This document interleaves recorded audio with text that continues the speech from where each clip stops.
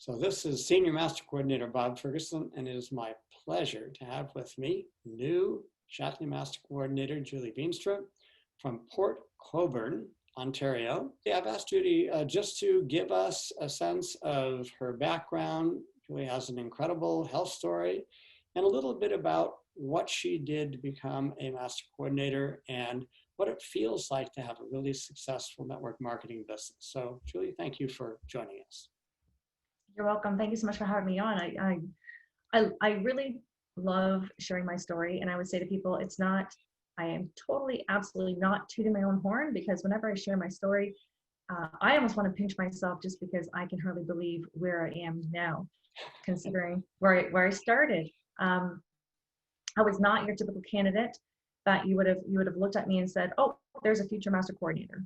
100% not. My story is all about the personal growth. And the biggest part about my story that I really want people to take from it is that when you want something, you have to do it anyway.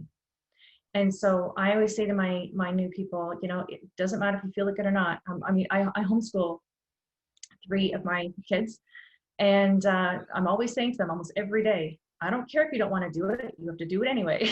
And that's probably what they're going to put on my gravestone, do it anyway. And right. So my story really does begin. When I was, a lot of it starts with just poor health situations. And for a lot of people who are in Shaklee, we got into Shaklee because we were looking for answers for our health. And quite honestly, that's how a lot of us have come to this company. And I am no different. When I was 5 years old, I already was having issues with my health. When I was a teenager, I was diagnosed with some really severe digestive issues, and I kept having migraines and a lot of hormonal issues. And then I was told that by the time I was 25, I was at a high risk for having bowel cancer. And my mom is the one that really fought for it. She said, you know what, we need to find different answers. And I grew up on a farm. I grew up with, fresh vegetables, and it wasn't that we ate a lot of really bad foods or anything, and we had a lot of activity, but my health was it just wasn't going the right direction. Mm-hmm. And so we really tried a lot of different things. We tried different herbs, different remedies and therapies, homeopathy, all kinds of things. We changed my diet. I was eating like broth and juicing. And as a kid, that's not easy. No, I clearly remember getting my juices ready, like I was juicing different things while the family was eating a whole big meal. Wow. But you get to a point where you really, it's not that hard to do the different things when you really, really want the different results. Yeah, there you go, yeah. And I really wanted the different results. I'm like, I don't want to go down that path. I don't want to feel this way anymore. I need something different. So let's try whatever, right? So just to fast forward a little bit, we were trying all these things. I was getting a little bit better. Things were improving, but my immune system was still low. I was still getting bronchitis, and I had mono and pneumonia a few times, and just my immune system was there's still things that were really needing improvement. And we couldn't seem to get there. And my mom happened to hear this lady, Martha Wilmore. She heard her speaking. I think it was in the church basement. I'm not sure where it was the first time she heard her. And my mom just said to me, you have to come and hear this lady speak. I think this is the missing piece of the puzzle. And so I went to hear her speak. She didn't talk about Shaklee, but she made a lot of sense. She just talked about foundational nutrition. And she talked about the need to provide your cell with the building blocks so that everything else can work better. If you're missing pieces of those building blocks, you can't build optimal health. You can take all these therapeutic things, but you're stimulating a tired horse. You don't have the raw materials there to build everything that you need. So that base has to be there first. And I had never heard that before.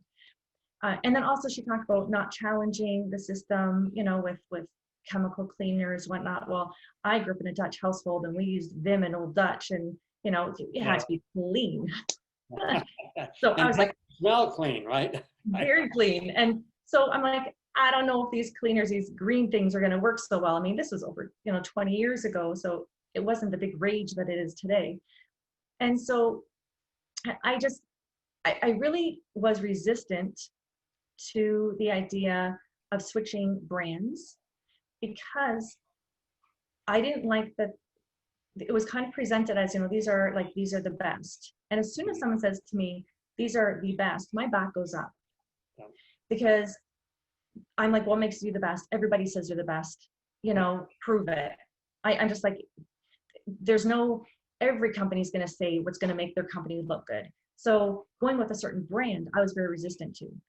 Yeah. But Martha was very patient. She just shared with me all these different quality things. And she said, you know what? Here, do your research, call companies, ask them these questions, ask them, how do they guarantee that what's on the label is in the bottle without contamination? What are the temperatures that they process at? All these beyond the label things I wouldn't have even thought to think about, because we all just look at the label and we think we know it all. Absolutely not. There's so much beyond the label that we don't know. And so that was really wise of Martha to say, here, make these phone calls then. We're going to, if you want to spend your money on your health, make sure you're spending it wisely and that you're getting your bang for your buck. So I made the phone calls, was very impressed with the Shaklee quality, with their excellent answers. So I decided to try switching a few things. I couldn't believe the difference. I finally did switch out the green cleaners and I'm like, I can actually breathe, it was just, and they worked. And so within 2 years, my quality of health was just completely changed. I was really impressed. I was sold. I was like, okay, there is something different here. The problem was I was in a bad marriage at the time, and we had a lot of debt. I couldn't afford to keep using what I wanted to use. So Martha said to me, there's a way that you can share with other people and earn money. And I was like, oh no, I am not doing this business. Oh, no. There's no way I was going to do this business. Did not want to do it. I just had a lot of misconceptions about that industry. Sure. And emotionally, I didn't think I was strong enough to even take it on. Yep. So Martha very wisely, again, just encouraged me, you know what, just share with a few. By helping them create a healthier life, you'll help yourself create a healthier life. So, and that's as far as I could think at the time. And so I always encourage people, be very careful with your wording. Be very careful with trying to help somebody dream beyond what they emotionally might feel like they're able to do at the time. Help them with the steps. Some people just need those steps, right? Just help them with their issue at the moment. My issue at the moment was I wanted to feel that good. I couldn't afford it. I needed a way to afford it. Here's a small step I could take that helped me do it. That didn't push me outside of my comfort zone too far. I wasn't ready for that. So, so that's how I got started. Well, that's as far as I meant to take it. And honestly, within a few years, it was just, I just didn't stop talking. Obviously, I like to talk, so I just didn't stop talking about it. I loved it, and I loved being able to make a difference with people. It gave me it gave me purpose, but it was a meaningful purpose, something I could do that was positive, and the focus wasn't on, all these negatives in my life. It was positive focus on other people, and I was changing things for good. I loved that. And that's something I wanted to be part of. And I could trust the company. That was huge for me. I could actually trust this company. And so 4 years from the date that I actually started with Shaklee, I left my husband with my son. I had a 4-year-old son. So I was a single mom. And this is where I just feel like this is kind of a divine thing, because I earned a Shaklee car a month before that. And I don't even know how I earned the car, but I earned the car. And for a month, I moved to my parents' basement. And I didn't know what I was going to do next. And I got a check from Shaklee. Mind shift right at that moment. I looked at that check, and all of a sudden I realized, what have I been sitting on? I can do this. From that moment on, I've been so proud of the industry that I'm in. Whereas up to that point, I was always kind of like, oh yeah, you can use the products, but people would ask me, seriously, people would ask me, can I do the business? I'm like, oh no, the products are great, but you don't want to get in this industry. I actually said that to people. So terrible. Honestly, if I can be a master and I Started like that. It started like that. Anybody can do this. So, so I moved to St. Catharines and I bought a house and I finished off my university education. For almost 8 years, I was a single mom and I didn't have to punch 9 to 5. We lived a very unusual life. I was off on trips to Mexico. I took my son on to Atlantis or Bahamas. We were on cruises. I took him on an African safari. We were on that trip as well. Wow. I'll never forget calling my son. So I was in Paris on the Eiffel Tower and I called my son for his birthday saying, happy birthday, you know, because he wasn't with me in Paris. But just so many incredible experiences that I almost said no to. Yeah. Shackley became the best plan B I never knew that I needed. And so I love sharing with people my story because I just say to them, don't close the door 100% on something that you don't know if you might need it in the future. It just turned into be honestly the best plan B ever. So so I was able to take the Shackley income and it continued to grow. I became an executive coordinator. I had earned another car from Shackley. I was able to buy a house and rental homes and just, you know, the income was just, I didn't realize how unusual. Yeah. Well, I didn't realize how unusual it was because I had just kind of grown with it, right? And then I met a girl who lived in Sudbury. So I met her, I was in Toronto for a green show and she lived in Sudbury. And she came up to me at a booth I was at a green show and she thought I looked like somebody else. And she said to me, you know, you look like a friend of mine. And so we started chatting and I happened to sell her a scour off. So one scour off. I'm telling you that changed the next chapter of my Shackley life. Because from that scour off, I kept following up with her. I drove up to Sudbury and Martha drove up there with me one time. She must have thought I was the craziest distributor she ever had. Because here I am taking her on a 7 or 11 hour drive just to do some meetings. And yeah.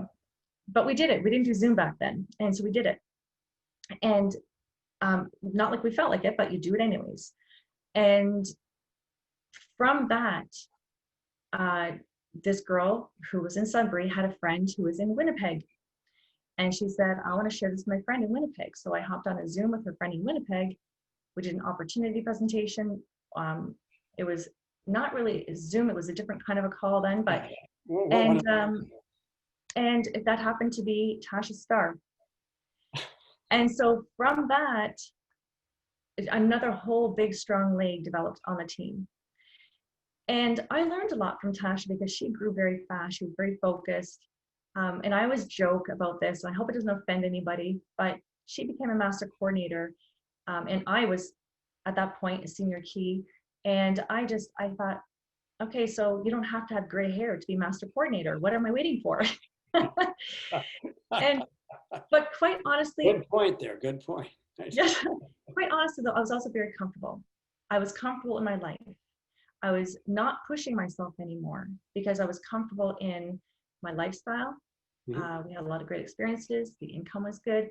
I wasn't pushing myself hard. I wasn't pushing myself out of my comfort zone anymore because I was okay, I thought, with where I was.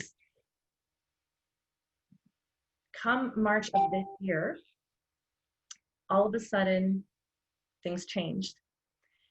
And it was always my goal deep down to be master coordinator, but I just wasn't hitting it. I was sitting so close for a lot of years, very close, never quite hitting it.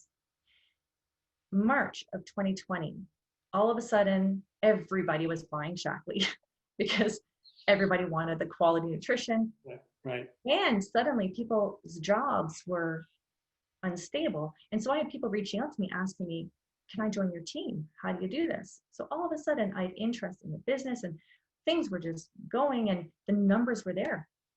The numbers were there to be master coordinator. I looked at those numbers and again, there's another mind shift. Instead of saying, who am I to be master coordinator? Because quite honestly, I was still carrying baggage around feeling like I'm not good enough. Mm. Who am I to be a master coordinator? I think that was the limiting belief that I was carrying with me that stopped me from that success. So we have to really think deep about what's that obstacle? Why am I letting it stop me? What's my limiting belief? The big thing is sometimes we can't get rid of those limiting beliefs. You just have to make the decision to do it anyway. Right. So as Mel Robbins says, 5, 4, 3, 2, 1, count down and just do it, because sometimes you can't stop at limiting belief until you prove to yourself it's wrong. Right. And that's what happened in March. I proved to myself that it's wrong. I am a master coordinator. It is who I am. I am a leader. And so after March, my team pulled together amazingly well. They did more. They reached out more. They faced more obstacles after March than before, Mm-hmm. but they did it and they maintained it, and I'm so proud of them all. And no more of that limiting belief of who am I to be a master. Now my belief is I need to be a senior master. So so, Yes, there's absolutely. so yes, so we're definitely moving forward. Um, so a lot of sharing my story is about, looking back where I came from. And a lot of it is needs. I had a lot of health needs, but I didn't realize how much of the personal growth need that I really had as well.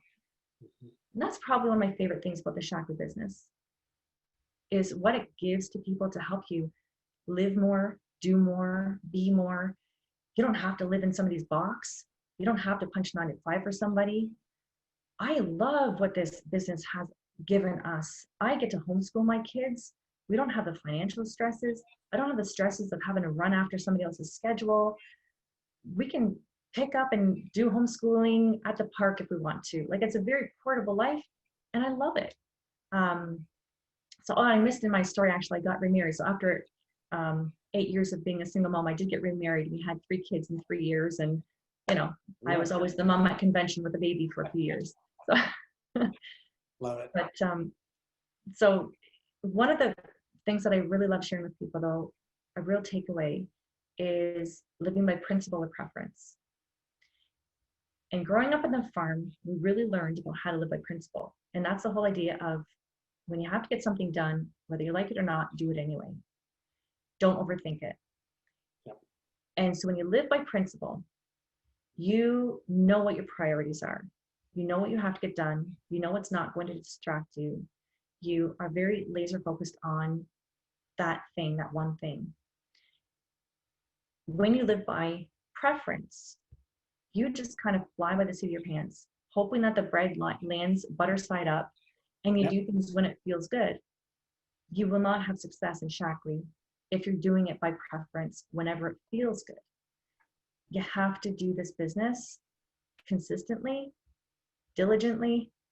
It doesn't have to be, 8 hours a day, but it has to be done. So